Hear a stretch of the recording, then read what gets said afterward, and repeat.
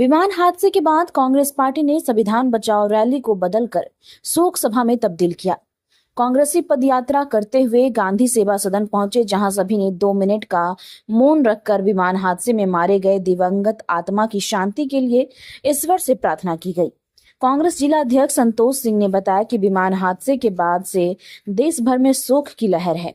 इस हादसे का उच्च स्तरीय जांच होनी चाहिए एवं 1 मिनट भी बिना देरी करते हुए देश के प्रधानमंत्री नरेंद्र मोदी एवं नागरिक उड्डयन मंत्री को अपने पद से इस्तीफा दे देना चाहिए। केंद्र सरकार नागरिकों को सुरक्षा देने में पूरी तरह से विफल साबित हो रही है। 250 से ऊपर लोगों की जान चली गई।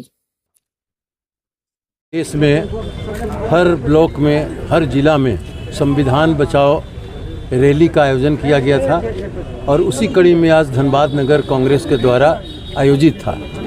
लेकिन आप सब जानते हैं कि जिस तरह से कल गुजरात में अहमदाबाद में जिस तरह से वहाँ प्लेन क्रैश हुआ और विमान को क्रैश होने के बाद उसमें 242 लोग सवार थे, पायलट और क्रूज लेकर, उसमें केवल 1 आदमी बचा है। 241 आदमी की मौत हो गई है और उन्हीं के जो मृत्यु हुई है, निधन हुआ है, उनके लिए हम लोग आज संविधान रैली में केवल रैली निकाले और हम सरकार से हम लोग मांग किए हैं कि नागरिक उड्डयन मंत्री जो भी हों उनको नैतिकता के आधार पे त्याग पत्र दे देना चाहिए और उसके बाद हम लोगों ने मृतकों के प्रति 2 मिनट का शोक संवेदना प्रकट किया, श्रद्धांजलि अर्पित किया। उसके बाद सभा को समाप्त कर दिया। जब भी हमारे सीनियर नेता ने आपको बताया कि ये पूरे देश में कांग्रेस पार्टी की तरफ से संविधान बचाओ रैली प्रखंड स्तर पर, जिला स्तर पर भी हुआ था और अभी प्रखंड नगर स्तर पर होना था, हो रहा है चारों तरफ। आज उसी के तहत एक कार्यक्रम था, लेकिन हम लोगों ने उस कार्यक्रम को तब्दील कर दिया। इतना बड़ा प्लेन हादसा अहमदाबाद में हुआ और पूरा कांग्रेस पार्टी इस अहमदाबाद में प्लेन दुर्घटना में मारे गए परिजनों मृतकों के प्रति बहुत संवेदना व्यक्त करती है।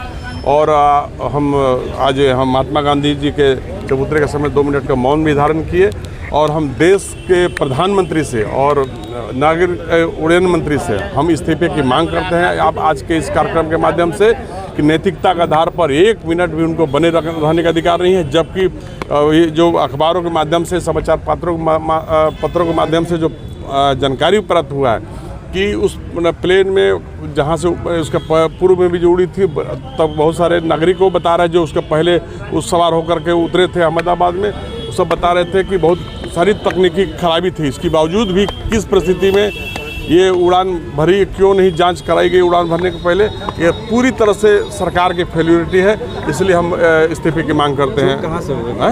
चूक कैसे होगा? जब प्लेन में खराबी थी, जो नागरिकों के अनुसार जो पहले पूर्व यात्री रहे हैं, तो उसकी पूरी तरह से जांच होनी चाहिए थी, प्रॉपर जांच करके उड़ान भरनी थी।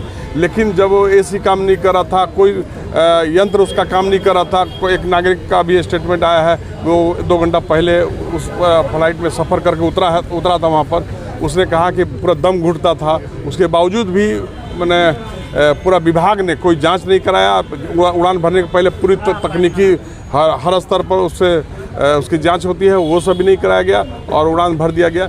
ये देश के नागरिकों की जान के साथ खिलवाड़ भारत की सरकार कर रही है। हमेशा ही ये क्या कहता अति संवेदनहीन सरकार है। इसलिए नैतिकता के आधार पर जिस तरह से हमारे देश के रेल मंत्री थे लाल बहादुर शास्त्री जी ने तुरंत रेल दुर्घटना के बाद इस्तीफा दिया था, नैतिकता के आधार पर थोड़ा सा भी नैतिकता और शर्म बची है तक केंद्र सरकार के प्रधानमंत्री को इसकी जिम्मेदारी लेनी चाहिए, उड्डयन मंत्री को इसकी जिम्मेदारी लेकर इस्तीफा मारना चाहिए।